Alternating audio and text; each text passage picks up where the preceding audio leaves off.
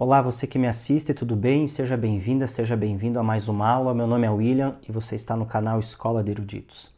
Na Bíblia existem 150 salmos, podem ser 150 meios, 150 caminhos, ou melhor, 150 escritos de poder que podem ser utilizados para a sua aplicação pessoal, para se obter maior consciência dos poderes angelicais. É sobre isso que eu quero falar no vídeo de hoje.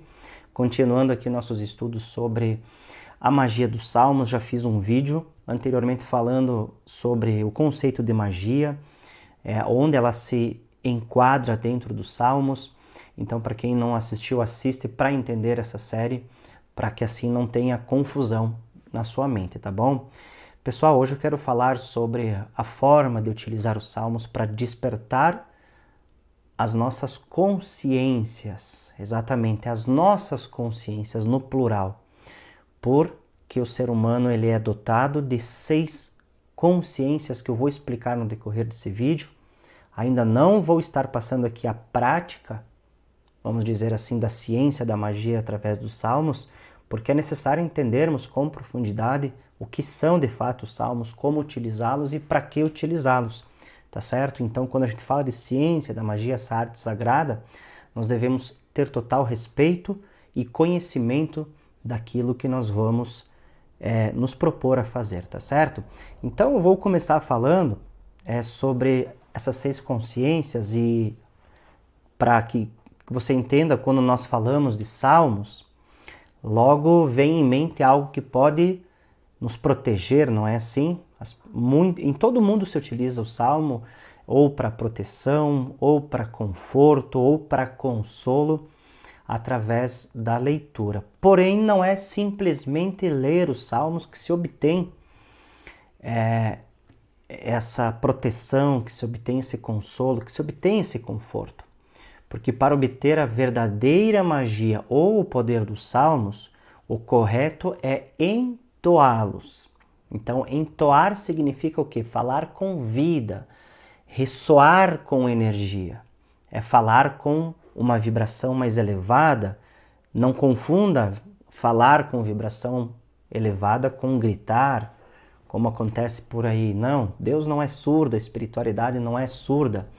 Muitos ainda não sabem, mas os salmos, como eu disse, são utilizados no mundo todo como escritos de poder ou como escritos de magia. Lembre-se, magia quer dizer simplesmente poder, já falei isso no vídeo anterior. Então, magia ela pode ser considerada como uma ciência sagrada, que não deve ser confundida com feitiçaria. Isso eu falei no vídeo anterior. Então, seria como se fosse a forma de descobrir, de controlar e atrair uma força divina, que eu vou falar para você depois, em outro vídeo, que é a força dos anjos.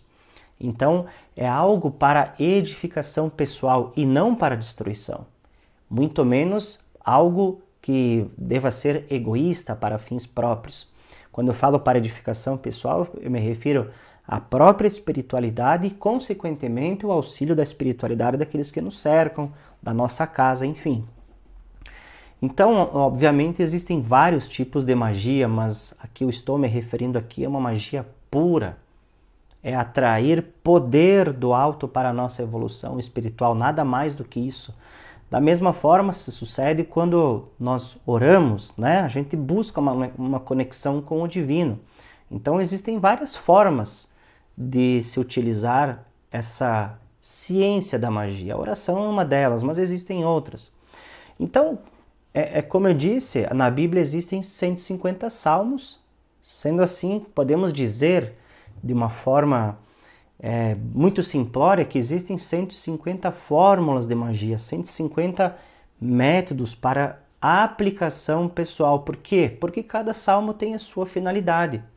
Se nós pegarmos os 150 salmos, como eu falei, por que 6 consciências? Porque se nós pegarmos, preste bem atenção no que eu vou falar agora, os 150 salmos e somarmos 1 mais 5 mais 0, ele vai totalizar o número 6.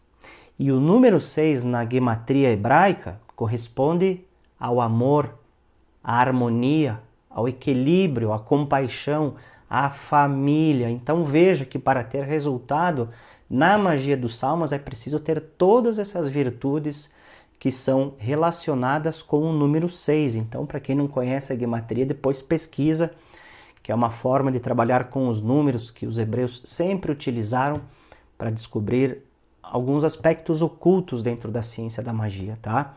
Então, pessoal, o que seria esse número 6 dentro da consciência? O que seriam essas 6 consciências? Eu vou dizer agora para que fique entendido, tá?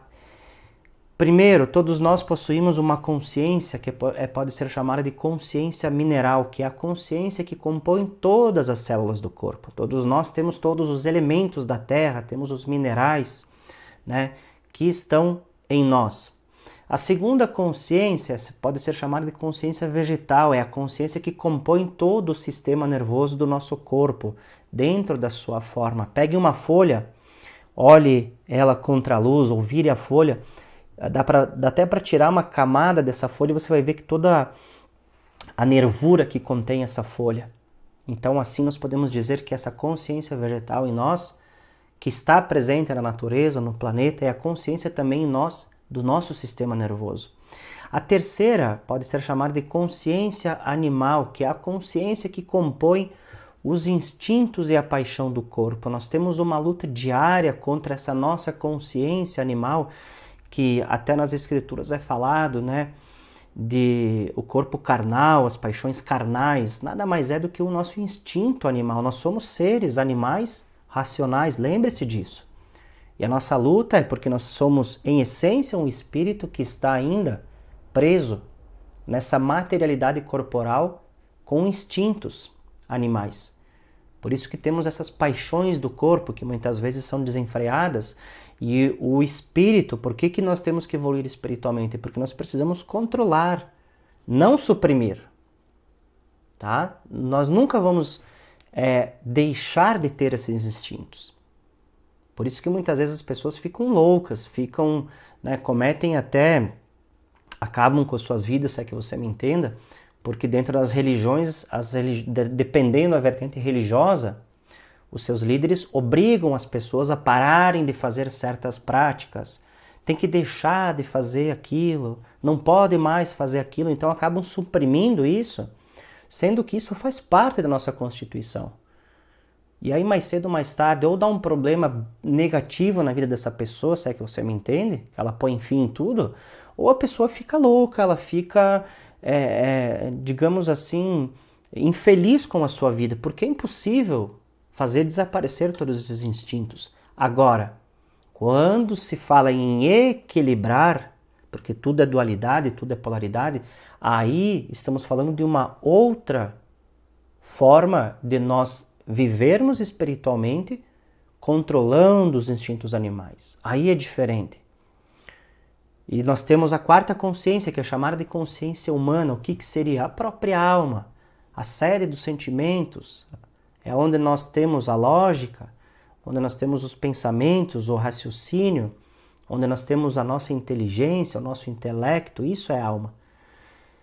É interessante porque a criança, quando nasce, pessoal, ela não tem alma.